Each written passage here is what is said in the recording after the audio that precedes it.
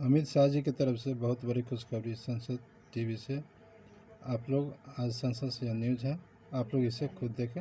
मैं राघवेंद्र जी A2Z से। आप लोग वीडियो को लाइक सब्सक्राइब शेयर अवश्य करें। बनाया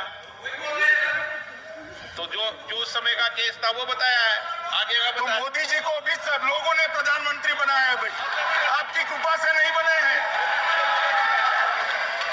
मान्यवर मान्यवर इस तरह से मानित तरीका ठीक नहीं है आपका, 2-2 मिनट में उठना। मान्यवर विपक्ष के नेता ने कहा कि आपने चुनाव आयुक्तों को इम्यूनिटी दी।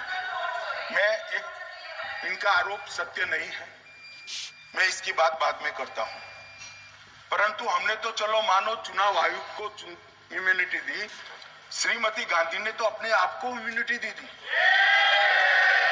और फिर जब ये संवैधानिक सुधार के वायरस चैलेंज हुए तो वो केस जीतने के लिए 2, 3 और 4 नंबर के सर्वोच्च न्यायालय के जज को बाईपास कर चौथे नंबर के जज को चीफ जस्टिस बनाया और वहां केस भी जीत लिया।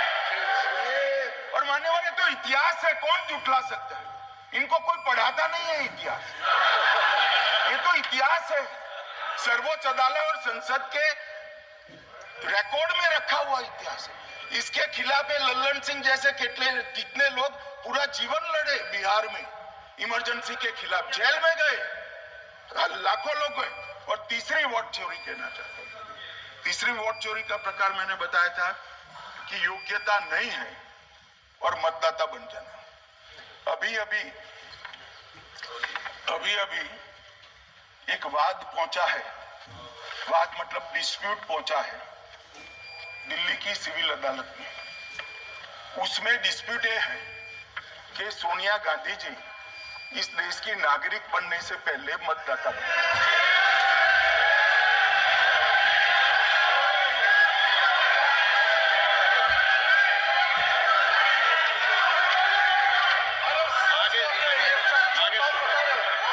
पूरी बात तो सुनो मान्यवर।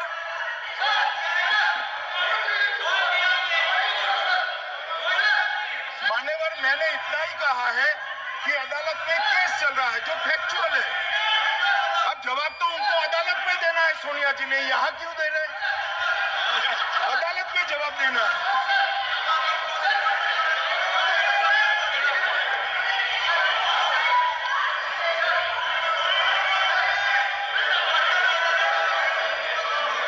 भाषण में पॉइंट ऑफ ऑर्डर नहीं होता।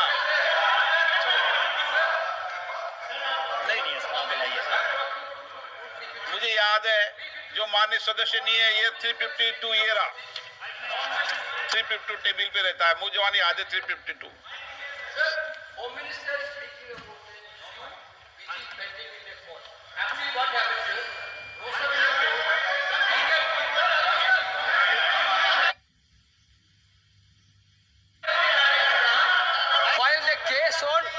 Madam Sonia Gandhi's voting on that 80. Sir, that Ross Avenue court dismissed that case without, there is no substance in that case. After Gandhi not even voted in that election. I am challenging Home Minister. Sonia Gandhi not even voted that election. Can you prove it? Sir, misleading statement a Home Minister doing. Sir, you are what is this, sir? एक minute please दादा, एक minute please. No, बैठिए। No मान्य please. देखिए मान्य सदस्य, 2 दिन से मैं चर्चा को सुन रहा हूं और 2 दिन से चर्चा को सुन रहा हूं और 352 आपने भी पढ़ा है, मैंने भी पढ़ा है, ठीक है ना। कई बार इधर से भी उधर से भी इस विषय को कई बार बोला गया है। जब डिबेट चलती है उसके संदर्भ में कई विषयों को बोला जाता है, ठीक है ना। और इसीलिए सुनिए बात, माननीय गृह मंत्री जी ने, आपने आधी बात सुनकर हर 2-2 मिनट में उठने लगोगे, ऐसे चर्चा नहीं होती। आप उनकी पूरी बात को सुनिए, क्या संदर्भ था, उन्होंने कोई फैसला नहीं दिया है, उन्होंने एक जानकारी जो आई है वो जानकारी सदन के पटल पर रखी है। अब मुझे सुनिए तो, अब आपने एक मुद्दा खड़ा किया, मुझे जवाब तो देने दीजिए। मान्यवर, मैंने कुछ ऐसा नहीं कहा, मैंने सिर्फ इतना कहा है कि एक वाद दायर हुआ है दिल्ली की अदालत में, मैंने कोई कंक्लूजन नहीं कहा, मैंने कहा कंक्लूजन का, मैंने कोई कंक्लूजन नहीं कहा। कंक्लूजन तो जब उनका नोटिस का जवाब वो देगी तब अदालत देगी, तब फिर से बताऊंगा मैं। मगर अभी तो मैंने सिर्फ इतना कहा है कि वहां एक केस रजिस्टर्ड हुआ है जिसमें श्रीमती गांधी को नोटिस इश्यू किया है, इसमें इतने लाल पीले होने की जरूरत क्या है? मान्यवर, हम सबका साझा दायित्व है, हम भी विपक्ष में बैठे हैं, हम चुनाव जितने जीते हैं इससे ज्यादा हारे हैं। हम लोगों का तो एक प्रकार से पौना जिंदगी ही विपक्ष में ही चला गया, चाहे राज्य हो या केंद्र हो। कई चुनाव हमारे, हमने चुनाव आयुक्त और चुनाव आयोग पर कभी आरोप नहीं लगाया। एक नया पैटर्न खड़ा, एक नया पैटर्न, मैं पूरा वाक्य नहीं बताना चाहता।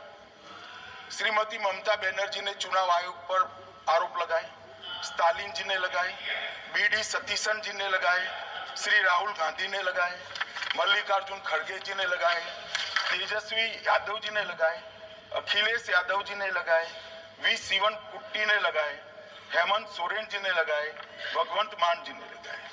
अब पहले तो ऐसी परंपरा सिर्फ कांग्रेस पार्टी में थी, मगर संपर्क का दोष कहता होता है साहब, ये सारे इंडिया अलायंस वाले चुनाव आयोग के खिलाफ आते। मान्यवर, चुनाव आयोग एक तटस्थता से चुनाव कराने वाला संस्थान बनाया गया और इसकी मान्यता कोई पॉलिटिकल पार्टी ने नहीं दी, भाग और अनुच्छेदों के तहत हमारे संविधान ने दी।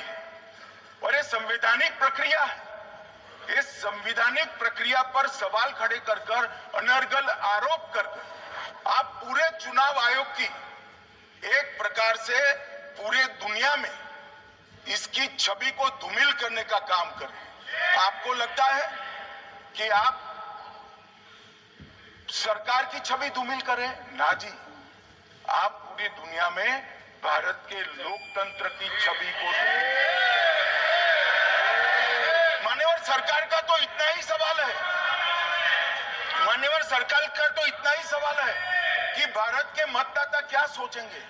मगर मतदाता का सोचने का सवाल नहीं है, मतदाता को तो मालूम है कि हमने तो वोट दिया है इसलिए चुनकर आए हैं, तो उसके मन में कोई डाउट नहीं है। ये वोट चोरी करते रहे, घुसपैठिया बचाओ यात्रा निकाली और बिहार में 2/3 बहुमत से हम मान्यवर, ये जो नई परंपरा शुरू कि देश के अंदर चुनाव न जीते तो चुनाव आयोग को बदनाम करो, चुनाव प्रक्रिया को बदनाम करो, मतदाता सूची को बदनाम करो, ये हमारे लोकतंत्र का भला नहीं करेगी। यही आयुक्त के, यही सरकार के होते हुए आप कई चुनाव जीते, हम कुछ नहीं बोले, हम पार्टी में बैठकर इसकी मीमांसा की, मगर ये लोग चुनाव आयोग पर प्लीज नो, आप बैठिए, आप ठीक है बैठिए। माननीय सदस्य प्लीज प्लीज। मान्यवर, मैं थोड़ी स्पष्टता के लिए आंकड़ा देना चाहता हूं। मई 14 में श्रीमान नरेंद्र मोदी इस देश के प्रधानमंत्री बने, तब से उनको आपत्ति है। तो एनडीए क्या क्या जीती? 3 लोकसभा चुनाव हम जीते, 41 राज्यों के विधानसभा चुनाव जीते, तो हम 44 विधानसभा टोटल चुनाव जीते 2024 से 25 तक। मगर वो भी 30 चुनाव जीते हैं अलग अलग विधानसभा में, 30 जगह पे। अगर मतदाता सूची करेक्ट है तो क्यों शपथ लिया, क्यों चुनाव लड़ा?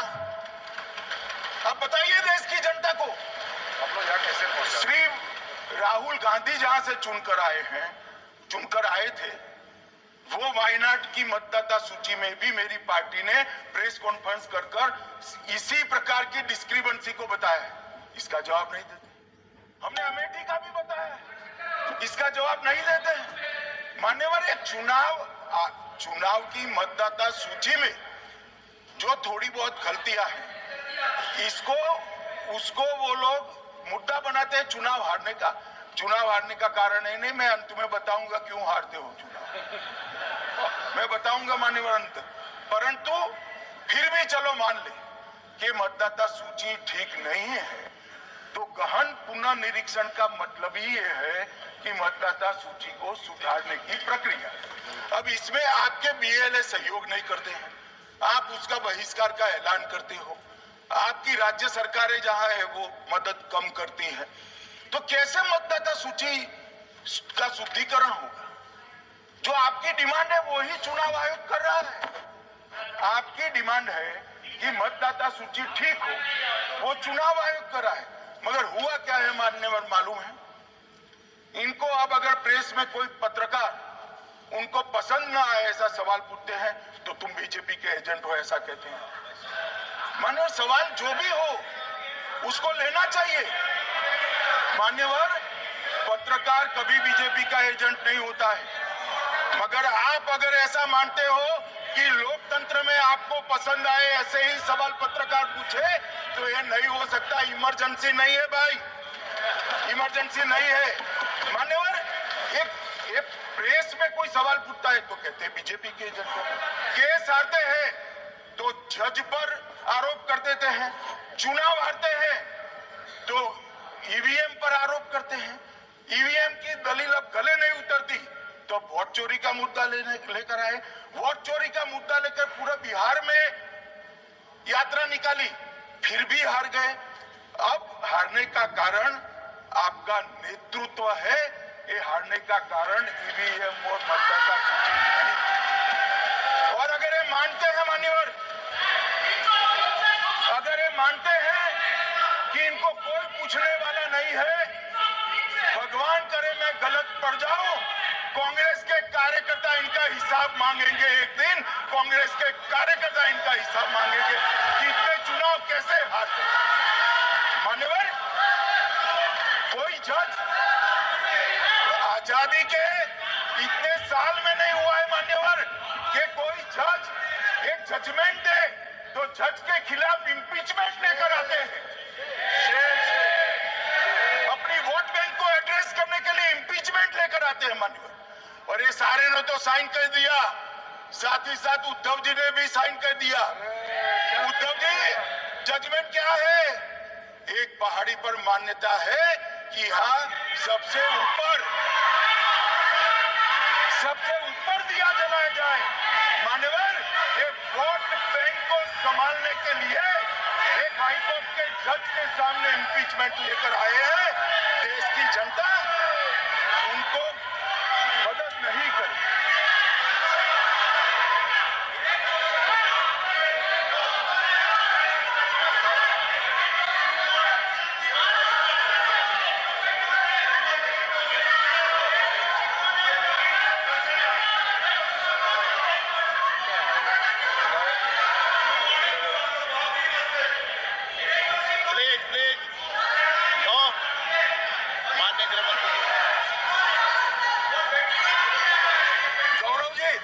गौरव जी बैठ जाए, नया मुद्दा शुरू हो रहा है। अरे भैया मेरी बात सुनो ना। माननीय गृहमंत्री जी, नया मुद्दा शुरू हो रहा है, फिर से खड़ा होगा होना। आप बैठ जाइए प्लीज। नो,